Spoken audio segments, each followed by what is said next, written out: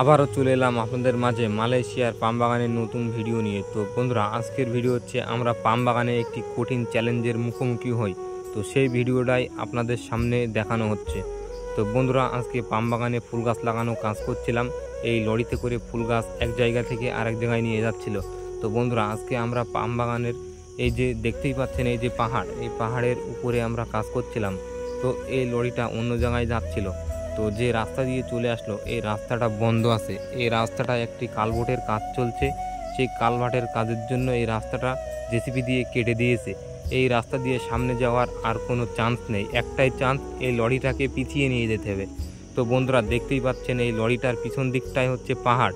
এই লরিটাকে পাহাড়ের উপরে তুলতে হবে ঠেলে।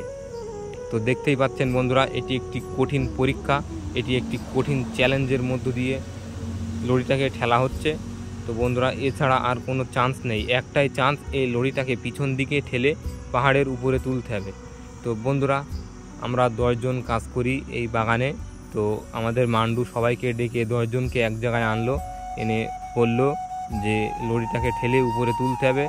তো আমরা বললাম এটাকে ঠেলে তোলা অসম্ভব। তো মান্ডু বলল যে আমি একটা লরির ড্রাইভারকে ফোন করেছি, মানে সেই লরির ড্রাইভারটা বড় পাম বাগানে ফল বার করা কাজ করে, লরিতে ফল বার করা কাজ করে। তো বড় পাম বাগানে যেসব লরিগুলো ফল বার করা কাজ করে, সেই সব লরিগুলো হচ্ছে 4 হুইল লরি। ওই লরিগুলোর সামনের চাকায়ও গিয়ার থাকে, পেছনের চাকায়ও গিয়ার থাকে। তো বন্ধুরা, সেই লরির ড্রাইভার বলল আমার গাড়িতে ফল লোড আছে, 1 ঘন্টা লেট হবে, যেতে 1 ঘন্টা মতো সময় লাগবে। তো মান্ডু আমাদেরকে বলল যে সবাই মিলে চেষ্টা করো, 1 ঘন্টার মধ্যে যদি আসে ভালো, আর তার ভিতরে যদি গাড়িটা পাহাড়ের উপরে উঠে যায় তো আরও ভালো। তো বন্ধুরা, মালয়েশিয়ার পরবর্তী ভিডিও